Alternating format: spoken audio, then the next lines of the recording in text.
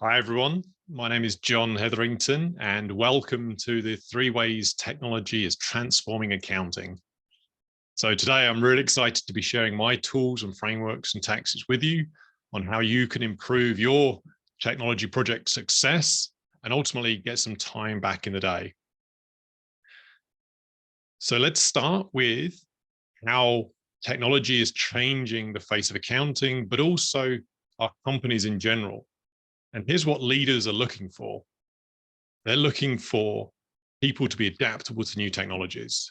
This is very different from maybe even 5 years ago when people were looking for Excel skills, which is now down at the bottom here, you'll see on this chart. The key point here is it's not just about the technology, it's also about the adaptability, how we can embrace those new technologies and transform our businesses, our finance teams, and our operations, and ultimately get more time back in our day. But I hear you say, you're saying, John, we're too busy. It's a challenge adopting new technology. No, all technology is complicated and difficult to use, and you'd be right, it is. And that's what we're going to work through today, some simple frameworks and techniques. But when I talk to finance professionals and finance leaders, here's what I'm hearing. People are busy, lots going on. There's a couple of key questions around how do I pick the right technology? How do I get value from my technology when I've put it in place? What are the best practices for implementing technology? How do I work with tech vendors and how do I get more out of my ERP and accounting system? And then when I ask accountants, okay, let's dig deeper into that one. They talk about competing priorities, they need new skills on the team, an integrating system. There's more data and systems than ever before. So it's not your fault.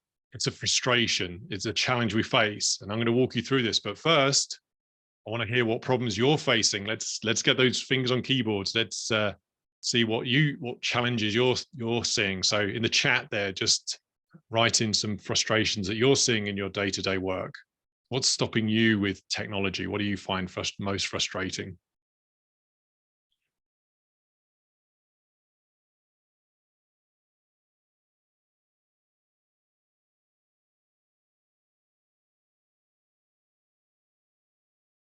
Okay, trying to automate processes to become more efficient. Yep. So we're going to cover automation later on. That's one of the top technologies we can actually use is automation. So yes, thank you for doing that, Nikki.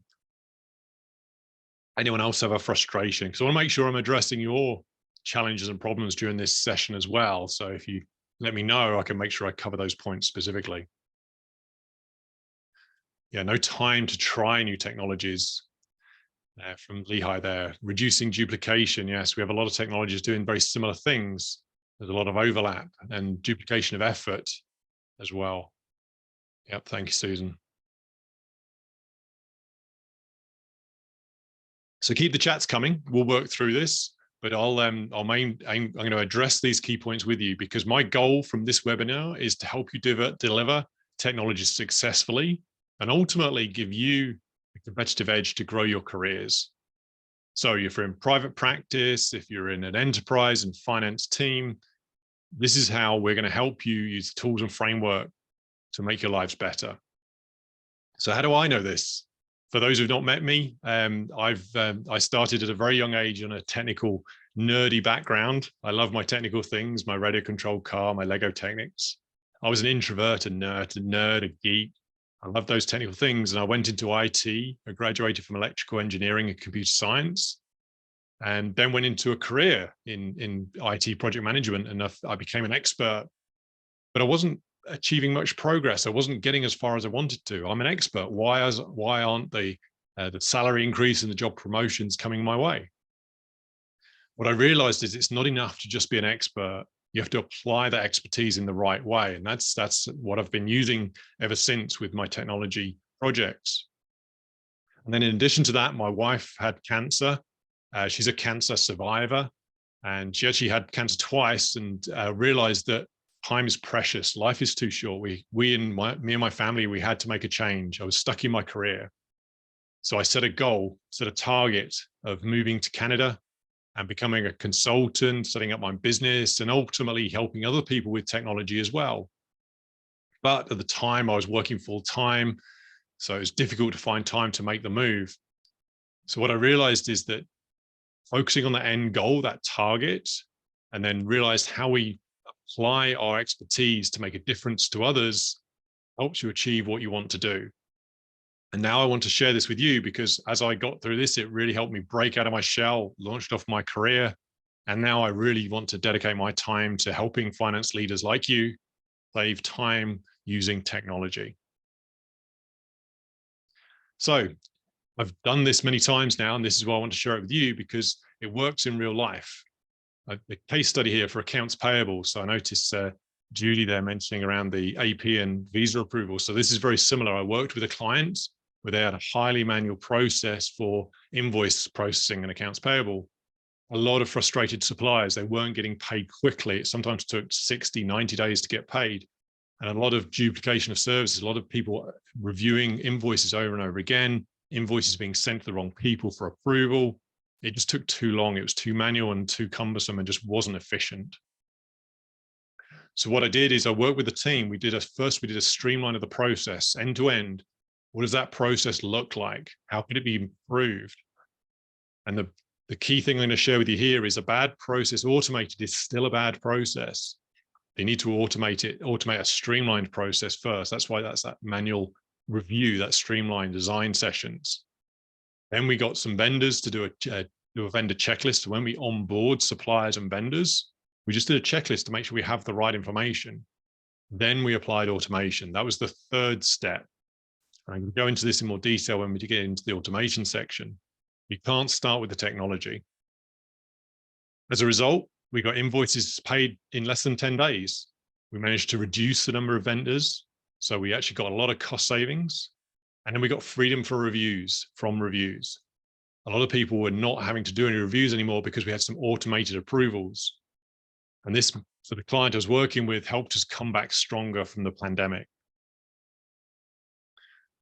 So that's an example of how this works. And this is why I'm going to share this with you today. So you can take this away and use this with your teams today, tomorrow. These are toolkits you can use. But first, let's just take a step back. Let's look at what finance transformation really is. And I just want to demystify a few things around digital transformation and finance transformation, because a lot of people think it's a big deal, and it doesn't have to be. But let's start with the definition. So finance and technology transformation is overhauling processes and applying new technology to create customer value. And that's really important because it's about the process, the technology, and then the value. I can't stress this enough because a lot of people jump into technology first. And that's the mistake is we have technology and what problem can we solve? And that's the one way around. We need to start with the process and then apply technology after that. So for example, it's not an ERP upgrade. It's not a big project and it's not run by IT. Those can be factors of a technology transformation or finance transformation, but it's not about that in itself. It's about that customer value. So let me explain this to you in a different way. Let me show a little way to remember how to create that value. I'm going to start with a chart here. So remember that process, technology, and value. So here it is on a chart. The technology is on the vertical, the process is on the horizontal there, and then the value is a result of the combination of how well you put the technology in and how good and which technologies you adopt. So let's break it out with a little example here. So if you're in the bottom right-hand quadrant here, you might be slow to deliver projects and technology. You might be not adopting a lot of technology. I'm going to create a car analogy, a vehicle. So you may be a compact car. It does the job, but it's not the fastest. It's perhaps a little bit slow. And these companies are typically government and some educational. They do some good things, but they're a little slower to adopt technologies, a little slower to get the projects implemented. So let's go into the other extreme, the sports coupe. So they adopt technology really, really fast. They go for any technology out there. They're like the squirrels. They're going after every new technology coming out. As a result, their delivery maturity isn't good. They're putting technologies in too fast and not getting the full value from them. And then hence the value isn't there. They're getting some value, but not as much as they could. So let's move into the bottom left here, the minivans of the world. So the minivans are very practical, and they do adopt some technology, but not everything. But they're very good at implementing projects. They might take a bit longer. So very practical, like a minivan. And these are more the some of the insurance companies, some of the oil and gas companies, more and more adopting more technology, but a little slower to implement. But when they do it well. And then let's focus in on where we want to be. It's the SUVs, the sporty SUVs in the top right there. So these are really, these companies are like the technology companies, the Googles, the Amazons out there. They're taking technology and really adopting it fast and well. And that's the point, is they're getting full value from their technology transformation because they're doing it in the right way.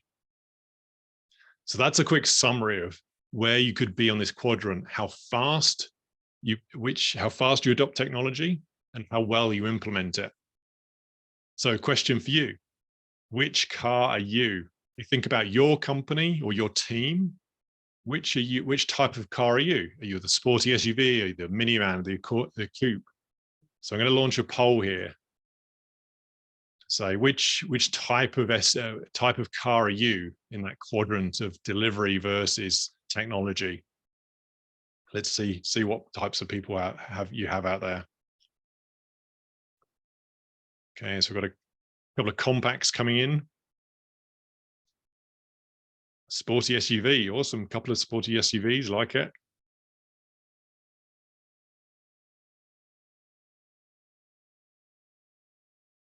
No coupes, which is interesting, and no minivans yet. So let me show the poll here. A lot of compacts. Okay, just waiting for the last few answers to come in. Oh, got a minivan popped up there. Okay, I'm going to share the results. So as you can see here, a lot of you are compact. You're in that slower area, the slow to mature, but slow to invest. Doesn't mean you're doing it badly or wrongly. It takes a bit more time. We have a sporty SUV out there, so that's awesome. Love to hear someone who's taking that technology and really going for it, but maybe needs to step back and look at how we're implementing, and I can cover that in a bit more detail later. And then we've got a minivan as well, a couple of minivans out there who do it well, maybe slow to implement, but they're getting good value for getting some value from their technology. And that's pretty typical, actually. I do see a lot more the compacts, minivans when I do these sessions. And the point is, where are you now and where do you want to be? Don't everyone try and be in a sporty SUV. That's too much of a jump. What you can do is try and move into that minivan or the sporty SUV, and then you might move around to the sporty SUV. It's a transition between those. And you might change based on the economic environment, based on your team setup. You might move into different places throughout over a number of years as well. It might change over time. So that's awesome. So what we're going to do now is talk you through some of the tools and techniques to actually get to that value from technology transformation. So here it is. Here's my 9-step technology project accelerator. These are the 9 steps that every project, technology transformation, technology project needs to go through. This is my framework for making sure that technology projects are delivered successfully. However, we only have time today to focus on one area. This is a lot to cover. This is a much bigger course. So today we're just going to focus on design the future. Because if you're going to focus on anywhere, start with this design the future. So today we're going to break that down. We're going to take that design the future and talk about the 3 ways. So we're going to start with the targets. What are the targets you need to achieve? The technology to achieve that, and then the tactics. So give you some real world things you can take away and start using tomorrow.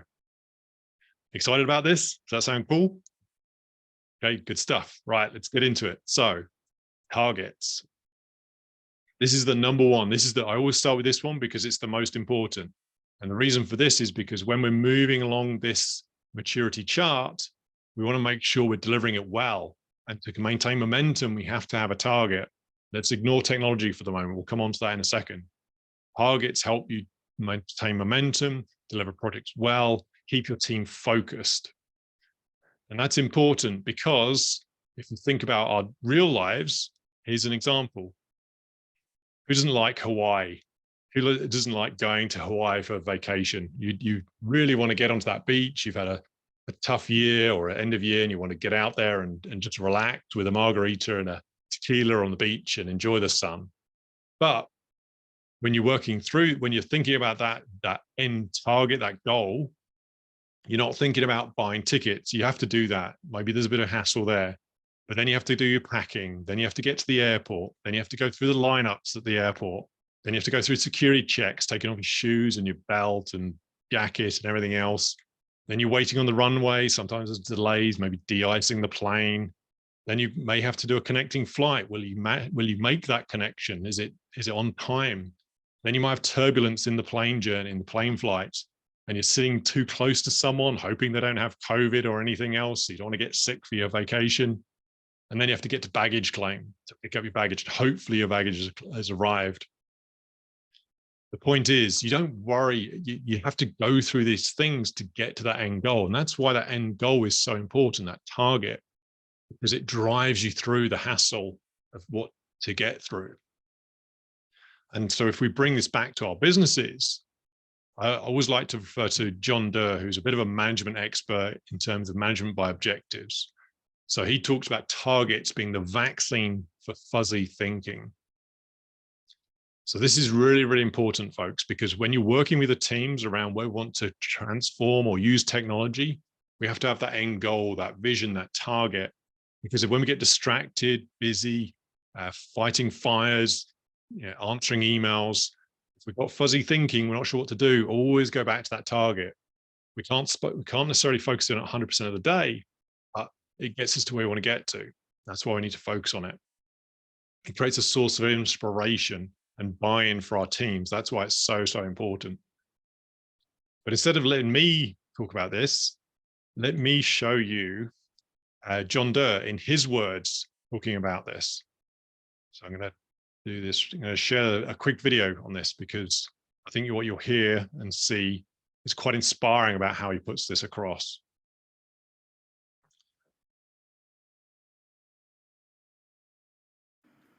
But here's the truth. Many of us are setting goals wrong, and most of us are not setting goals at all. A lot of organizations set objectives and meet them. They ship their sales, they introduce their new products, they make their numbers, but they lack a sense of purpose to inspire their teams. So how do you set these goals the right way? First, you must answer the question, why? Why? Because truly transformational teams combine their ambitions to their passion and to their purpose, and they develop a clear and compelling sense of why. But here's the truth. So I'm sure you'll agree. That's in John's words, who's the management expert from Management by Objectives, big on OKRs, the Measure What Matters book there, which is an awesome, I highly recommend that read. It's all about that why. Like he said, most of us setting goals the wrong way. So if we set those objectives, those targets, it gets us to, as we saw before, gets us to that Hawaii. That's where we want to get to. So how do we do that? Let's see some examples, and then we'll break it down into how you can actually do this. So I helped an energy client create this goal, the target, about reducing their transaction work by 50% so they could spend more time on strategic projects. There were too much in the weeds of Excel, manual processing. So how could we streamline those processes and then apply technology and free up their time by 50%? And we could measure that in terms of how much time per day they were spending on the transaction work. For a manufacturing client, they wanted to be highly rated as trusted advisors on financial matters by their business clients. So this was a finance team, got customer feedback from their business clients, and they wanted to be highly rated. We actually came up with a metric later on, but we're measuring that advice and that trusted relationship through the business client lens, giving them what they need. And then we improve, this is a finance client, we want to improve the health of our clients with 100% accurate financial reporting. How about that? 100% accurate financial reporting. So that was a stretch target for sure, trying to get into the whole 100% accuracy. Did we get to 100%? Not straight away, no, but we did better than we did before. And that's the point. We raised the accuracy from through percentages as we worked on this. We had an end goal. And ultimately, it was improving the health of our clients. It wasn't just about the numbers. You know, the healthcare client, a finance team, for the health of their clients. And that's really important. Again, I can't stress this, defining the goals more than enough, because that's what you need to drive your teams, give them inspiration. So how do you do that? So first, let's break it down into the specific tactics you can take away to use here. So first, you have create the targets. That's the number one. Have to design your future. Where do you want to get to? Then define the success, the results, the measures. How do you know you've got there? How do you know you're getting there?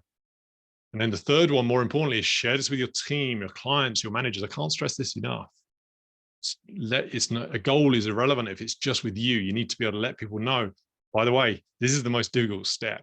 People don't like doing this because it holds you accountable. So if you hold yourself accountable to those measures, you're more likely to get them done. And I don't know about you, I was always very nervous of sharing my goals, of sharing my measures and results, because someone's going to come and find out if I haven't achieved them. But what I found over the years is, as I share more, I actually get more done. I may not achieve everything 100%, but I get there eventually. And that's the point of sharing. It does create that accountability. It's a brave step, but it gets exponential results. So I'm going to leave you with a question here as we come to the end of this first section on targets. What are your targets? What are your goals? Think about your objectives, your why, Damon. If you think back to John Doerr there, what's your why? So if nothing else, you come out of this session, start thinking about what that why is. What's the purpose? And if you're not sure, ask your business clients, ask your manager, ask your customers. They will tell you what's important, and that helps you form your goals and your targets. And you might have internal targets or external targets, but either way, have that clarity. So that's the first section. We're coming towards the end of section 1 on targets. And just a quick recap, I always like to do these expert signposts just to remember what we've covered. So why do targets matter? Remember what John Doerr was talking about. Remember the Hawaii picture. What is your target? And then the ask of you, what are your 3 priorities today? What are you going to take away and work on towards that target? So that was the end of the first section on targets. And now we're going to move into technology, the second of the T's.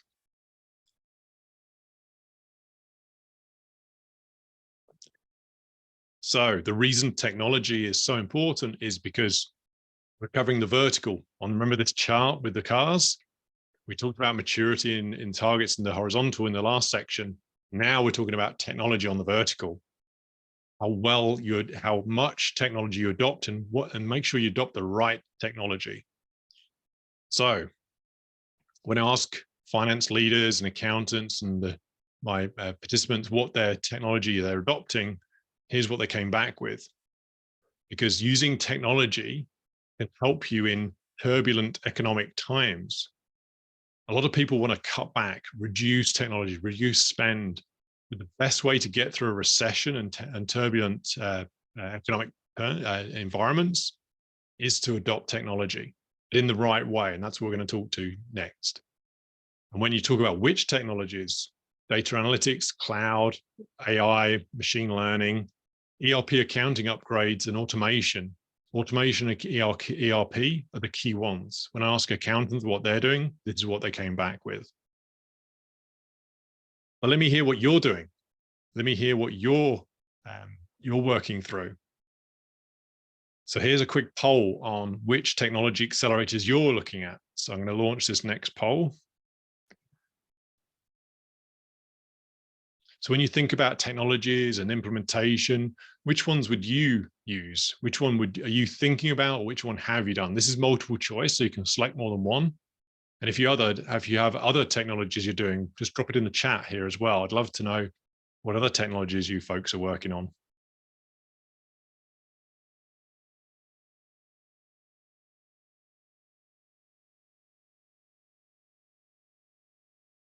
Okay, a lot of automation, a lot of data analytics, some cloud,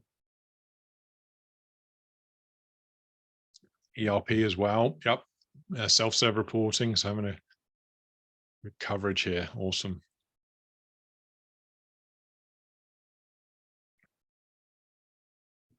Okay, so I think we've got most people answered here. So let's end the poll and I'll share the results. Okay, you can see the results here. So automation in the lead there, closely followed by data analytics. A lot of folks doing cloud, self-serve reporting, and then a couple of others there with the ERP and others in the that's been mentioned in the chat. So this is pretty common. I'm seeing a lot of automation out there as well. It's the number one thing to start with. And I'm going to talk about automation next, how you can get started with this. And because it's the easiest thing to get started with, it's pretty much free. And it's also the biggest bang for your buck. A lot of the questions were, which technology opportunities do I start with? Automation, data, always great places to start. We're also going to talk about AI in a minute as well. So let's dig into automation. So just to level set everyone, automation is about using computers to automate tasks, manual tasks, about taking away our manual work. And if you think about it, this has been happening for decades, for centuries, ever since we moved through that industrial revolution of bringing machines to help with manufacturing. That was the first of our automations. Then we get through into now where it's just accelerating at such a massive speed of rate of change that it's difficult to keep up. So I'm going to talk about which ones we want to focus on. But first, back to the why. Remember why we do this, that goals, the targets, automation. Sorry, why we do this and objectives.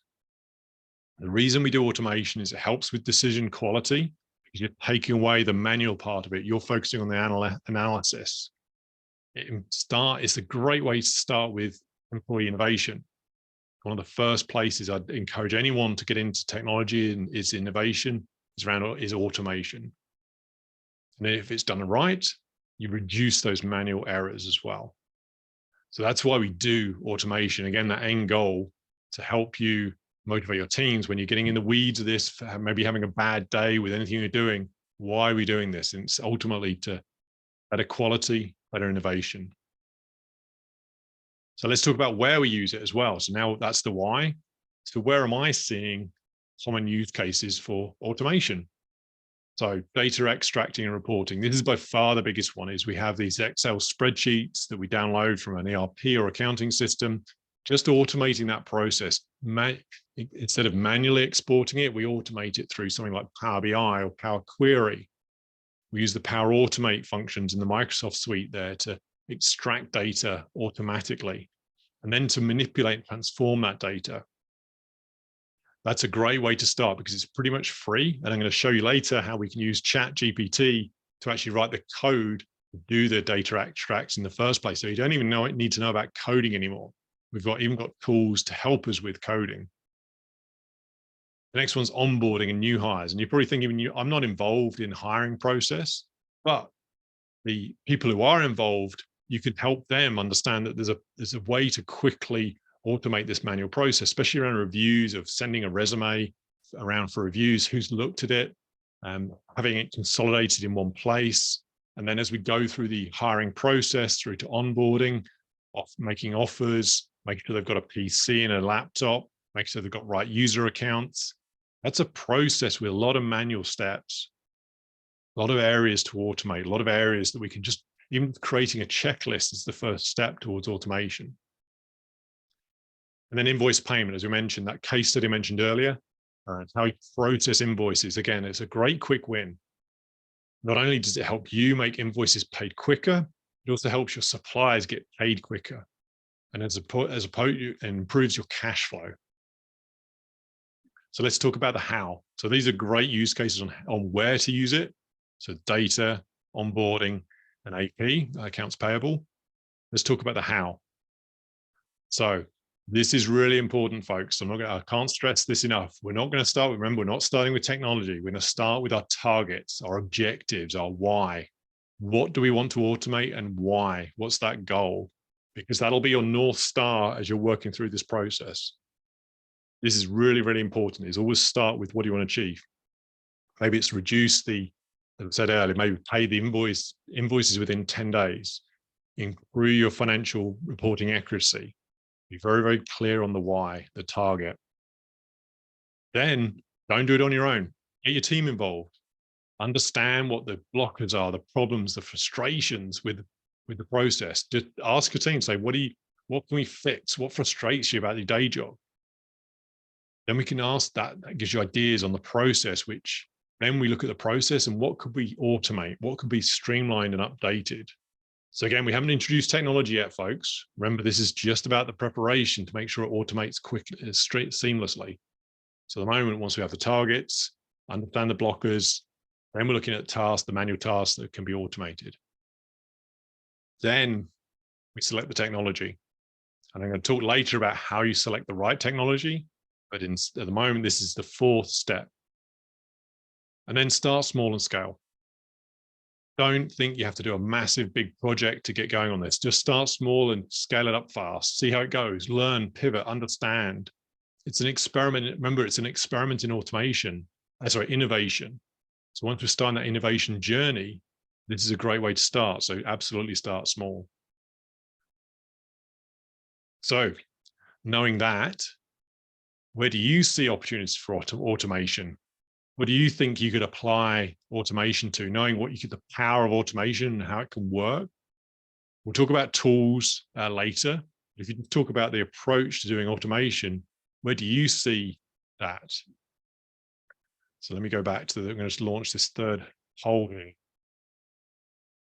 So where do you see opportunities for automation in your business or with other clients maybe, or with projects? Oh, just got to check it. Just ignore the choice 4. That's the good. We've got the review and approvals. Got the other though. If you have other, just drop it in the text as well. Because yeah, always interesting. The beauty of these sessions is sharing between us, because not only are you sharing with me, you're also sharing with the group in terms of here's an idea around automation and different areas we can process. Okay, so Nikki there, yeah, non-conformance follow-ups. Awesome. Yeah. Anything that involves some sort of follow-up, review, approval is prime for automation.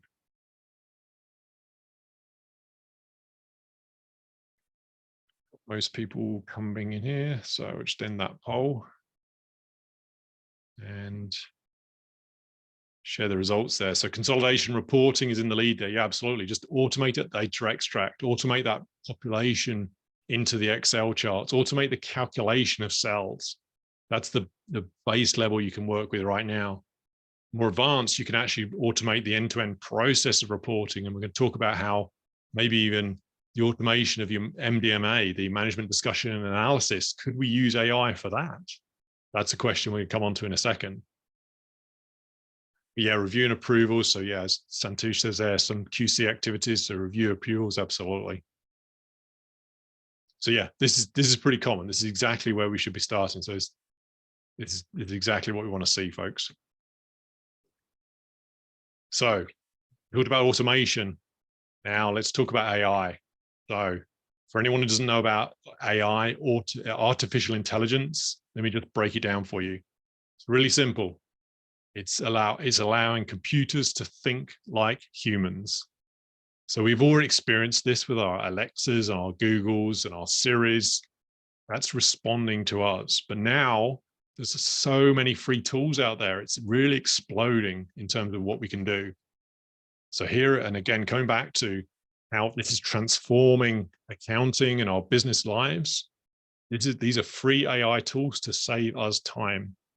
For anyone who's too busy out there, using these tools will save you time. So here's a great example. Otter AI.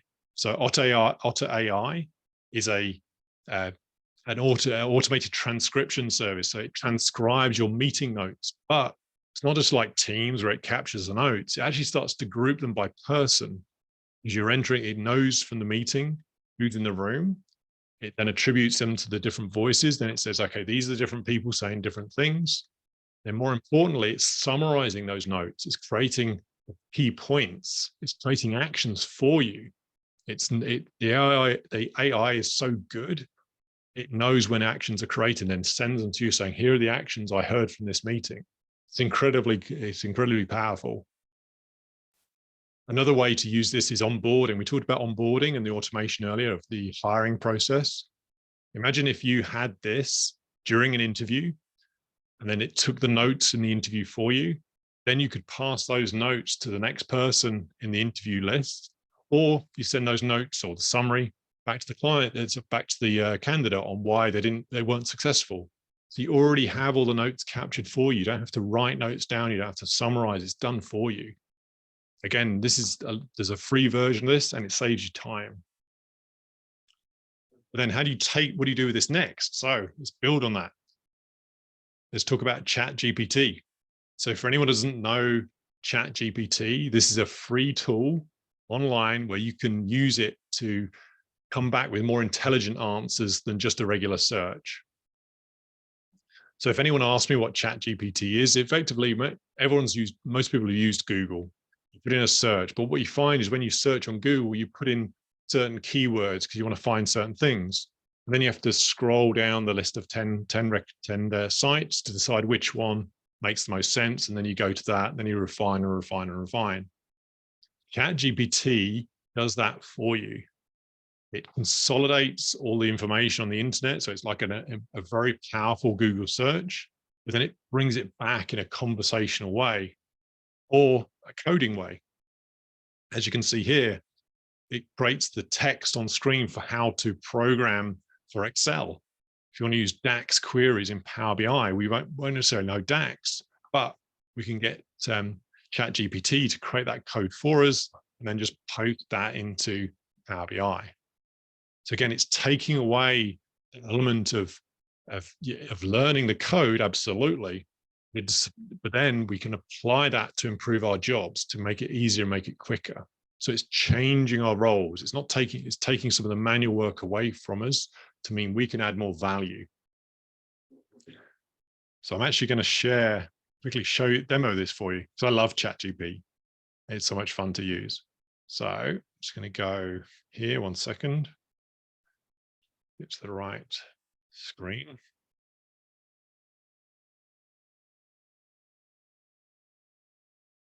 Okay, so I'm just sharing ChatGPT here. So what I've done here is, so remember we talked about meeting notes earlier.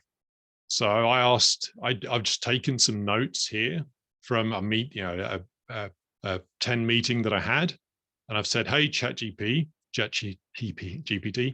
can you summarize these texts from our meeting into 3 bullet points?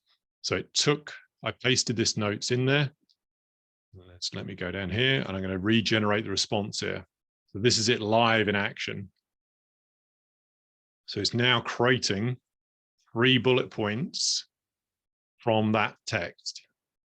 So I didn't have to read through it. I'm just reading the summary. And you can do this with anything.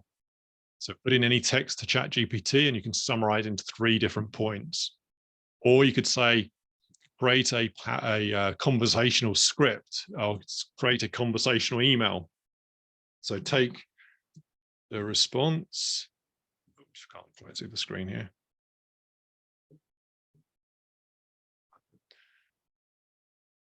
And create a conversational email for my manager, for my team. I should do it for my team.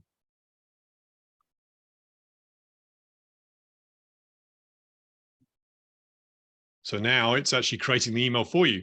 So in the subject line, dear team, hope you're doing well. Again, you have to take this with a pinch of salt, but the point is it's helping you write this email very quickly.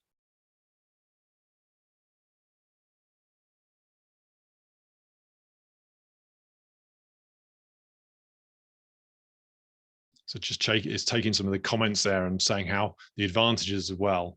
It's a bit of a long email, but what you can do now is you can actually start to say, hey, ChatGPT, summarize this into 3 points or make it less than 40 words. The point is it's endless. The key to using ChatGPT is about making sure you ask it good questions. So that's the power. Not only can you ask it around running code, and as you can see down the side here, I've been using it a lot, just really experimenting with this in terms of how do we use this to even just summarize TED Talk ideas or financial reporting, digital transformation. There's lots and lots of different ways here. So let me just go back here. So this is where we use, this is ChatGPT. And again, free, very easy to use. And just think, it's not great, but it's getting so much better, so much quicker. So let me just go to here. So once we have that summary text, or we have some information back from ChatGPT, what do we do with it? So this is where Colossian comes in. So Colossian turns text and reports into videos. Not everyone has time to read emails or documents. Maybe you want to send a really engaging note to your team, but the best way to do that is in video. And let's just see this in action right now as well. So 1 second, let me go here. So I took the meeting minutes from my meeting, the summary, and then I'm actually now asked Colossian to turn it into a video. So I've pasted the text here, and I've selected an avatar to show this. So I'm now going to, 1 second. Now I'm going to share that and play it. So this is a bit creepy, but just to show you what it's like, that it's the power of what we can do. Here are the meeting notes and actions from our technology transformation meeting. 1. ChatGPT is a natural language AI. 2. It functions as a chatbot, using natural language processing. 3. ChatGPT has been trained on technical datasets and can write Power BI DAX formulas. So sounds a bit weird. I get it. And it was also the free version, so you didn't see the mouth moving on that one. But on the paid version, this will take this and actually it will actually move the lips and the mouth as they're talking on the words. And you don't have to do anything. You can update the text, you can change it. Again, it's a really quick and easy way to get messages out to your team. Maybe it's a team event, or maybe some information, or maybe training. If you have remember the onboarding process, you could use this to talk them through it in a video format. So it's much more engaging. It's not just a go read this, it's go listen to this. So that's the power of using AI combined with, so we took the meeting minutes from Otter AI, we then put it into ChatGPT, and then we moved it over to present it back to our teams with Colossian. Again, all free, folks. These are free tools. They're just starting. And like I said, this sounds a bit creepy right now, but it will get better over time. That's the power of automation, of AI, and combining that with automation. So let's get back to this. So covering technology. So this is why AI matters, folks. I want to just quickly summarize as we come towards the end of this technology one, because AI matters because it will save you time. We could use it for also for cash flow forecasting. There's no reason we couldn't at some point connect ChatGPT as an application to our ERP, our accounting system, in a private environment. And it could do the cash flow forecasting on our data. If it's doing this in the public data, imagine what it can do in the other data. And then maybe even the management discussion and analysis. Who knows? Search on our previous reports, come up with a management discussion and analysis. Maybe not just yet, but it's getting close. So that's AI, that's automation. So there was a question earlier around how do we pick the right technology? So again, I want to share another toolkit for you. And by the way, if you want to copy the slides, I'll just drop your email into the chat, and I'll make sure you get a copy of these slides after the session as well. So for picking the right technology, how do we know we pick the right one? So I'm going to remind you, know your targets. Again, what do you want to solve? What's the business problem? What do you want to achieve? That'll just save so much time later on. You have to know what you're trying to solve. Then get your team to brainstorm what we need to do, what processes we need, what are the requirements, what are the challenges, what needs to be fixed, what don't you like about the current system, or what are we missing? That results in a list of must-haves, the requirements. Again, we haven't got to technology yet, because taking this list of must-haves, that's when you can shortlist the vendors, the technology. But you must go to them with a list. You can't just go to technology vendors and say, hey, we want a new accounting system, because they'll give you a solution. Is it the right solution though? And then pilot. Always start with a proof of concept or a test or a trial. Typically, these are free. You can get the vendors to do this for free for you. So you can then test it out in your environment, make sure it works. So lots here to cover, folks. Again, I'm happy to share these slides with you. If you just feel free to drop your email in the chat there. But we're coming towards the end of technology, lots to cover. But this is the end of technology section where we talked about why technology is important when you're dealing with a recession. We talked about what automation is, and we talked about AI. So let's round this out. Let's finish this up with tactic. So we talked about the technology in the vertical. We talked about the process in the horizontal. We're now talking about the value, because bringing this all together is what matters. Something you can take away and use tomorrow or today. Because when I did this at the beginning, I did this with my team and it didn't always work. So I was putting a lot of these tools and techniques into place, but sometimes it worked, sometimes it didn't. And I didn't understand why. So I dug into it. And what I found is it's about the people you're engaging as well. It's not just about them having that vision. They need to be motivated towards that vision. And there's 3 ways you need to do this. The first one is, and these are all 3 C's, by the way. So the first one of the tactics is career path. You have to set up a way to go forward. You have to give them continuous training. So technology, education, giving them access to learn, and then constant communication. So these are the 3 C's of how you make this work. This is what I've learned over decades of doing technology projects. You have to make sure that people are engaged through career progression, continuous training, and constant communication. So let's just quickly talk about that. So we'll talk about career path first, and then we'll get into training and constant communication.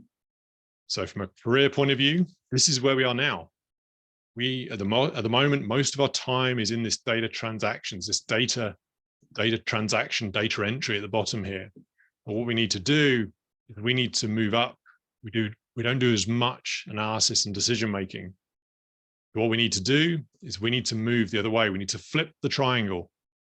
We need to move up to that more analysis and decision making. That's where technology comes in. That's where the targets come in. We have to make sure we move away from the transaction and data entry. It won't ever go away, but technology will help us. So boosting their career, giving them a career path is how do you get to those analysis decisions? Give them a career path that shows we want to use you more on strategic work, because if you find ways to build your job using AI or replace your manual tools, I can give you more strategic projects. Maybe you're doing that for your team, but if you're reporting to someone, maybe you go to your manager and say, hey, I've got some ideas to help free up my time so I can spend more time on strategic projects. Then that boosts your career. So then we talk about training, so all the skills you need. So just to recap this slide we talked about at the beginning, we talked about adaptability to new technologies. So the first thing is sessions like these.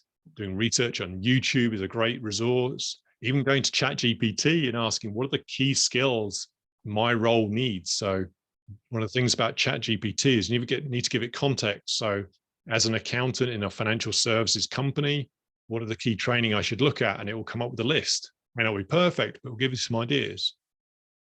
Talk to the HR team, talk to your friends and colleagues. What skills and training are they doing? What are you interested in? The key thing though, is tying it back to targets. Why do you need to do this training? What's the end result tied back to those targets for yourself or your company? That was the second C. So now we're going to talk, we talked about the career path. We talked about continuous training. So now we move on to the third C, which is constant communication. So I love this one. This was a revelation to me. You'll see the first one at the top here. What's most important to you? Whenever we meet someone, we work with clients, we often think we're the experts, we know, but you need to ask what's most important to you, to your manager, to your team, to your colleagues, to your business clients, to your customers. Knowing that will give you insights on how you can add most value. And as a result of that, you can then be constant communication with them. You can make sure you're giving the right value. Then Also make sure you get the feedback from the team as well. So 1 second. Getting team feedback is very, very important. Asking your team on a regular basis, what's not working? What do we need to change? Here's a great question. How can AI replace the most boring parts of your job? Give them a little tech challenge. Say, how could you automate some of your job? What could you replace on your job? Have them do the research and come back. They'll come up with great ideas. I've done that so many times. And then the last part is outsight.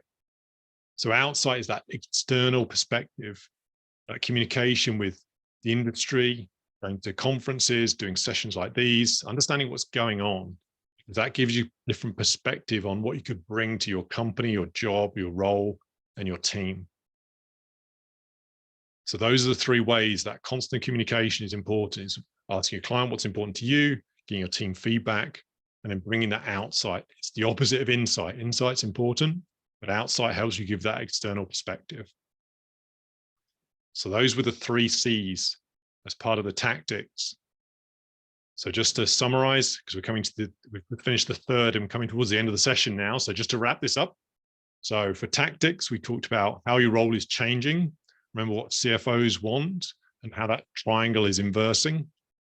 And then what training do you need? Have a think about what training you think you need about technology or productivity. And then where can I get feedback? Who can I ask around constant communication about what's most important? So let's recap. We jump into a bit of an Ask Me Anything session where you get the opportunity to ask me questions before we wrap up. So we talked about targets, why that's important. Remember John Doerr in that video. We then got into technology. We talked about automation, AI, how to pick the right technology, how to make sure we get the value. And then we talked about tactics and the 3C.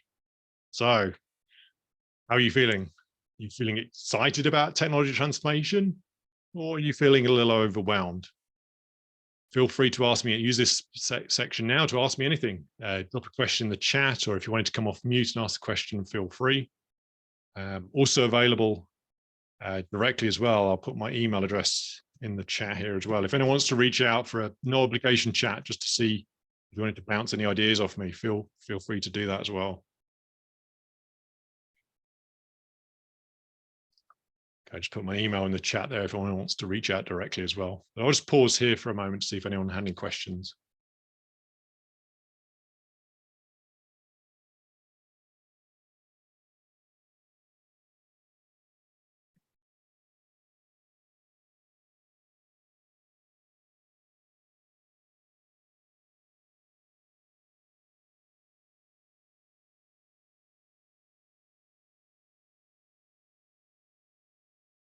Hey, if not, appreciate there's a lot going on, folks. I know you're probably starting to think about your next meeting. I know it's getting to 10 o'clock, so let's just round this up. So again, always happy to take chats. So just thanks, Lehigh. Both excited and a bit overwhelmed. Yeah, that's good. You got a bit of both. So it's always going to be a bit of a challenge, but love the fact you're excited about this. So just to wrap this up, we did cover.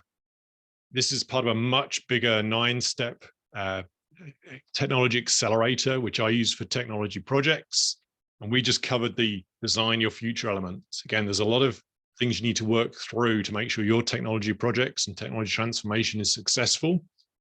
More than happy to go into this more detail. If you wanted to book, again, a free, no obligation game plan session where I'll help you with specific tactics, one-on-one, individual. I'll give you a tailored game plan based on that 9-step process. So how you can make your technology project successful, feel free to reach out and put the link in the chat here. So feel free to use that link there. And yeah, just again, no obligation. We can just book a chat and see how we can work together. And also, more importantly, I'll give you something coming out of that. I'll give you a game plan coming out of that session so that you can take away and use it. So however the session goes, you'll get something out of it. And a quick question from Lehigh there as well. Will public practice accountants be replaced by AI? How soon, for example? So good question. So in short, no, they won't be replaced. However, there'll be a lot of the work they do now will be replaced. The key is understanding how that replacement is happening. So getting ahead of things like ChatGPT, understanding what AI tools are out there, gets you ahead of the game, because eventually it will come into all of our jobs. The question is, if you're ahead of it now, you can start adapting, start using it, start getting ahead of that, getting ahead of the competition on this. So will it replace our role? No, because our role is around analysis, strategic insights, curation. So ChatGPT might create the data for us, but we curate that data. We make sure it's better. However, we need to stay ahead. This is why I love this. Technology is both scary and exciting, as you mentioned, because there's a lot of possibilities out there. And then Judy's just asking if we had more webinar sessions planned. So yes, I do actually. Yes, so I'll send out a couple of other placeholders, or sorry, a couple of other sessions I've got booked later this year, where I do dive into a bit more detail on the 9-box model. We cover in different elements of that. We just covered the goals one today, but yes, I can certainly share that with you as well, Jackie. But with that, again, I want to make sure we have some time before our next, whatever you've got to get to next. So again, thank you for your time. Really appreciate it. And always enjoy sharing value with you. Feel free to reach out to me. And if you have any questions, let's chat more. And if not, we'll see you in the next session. Bye for now.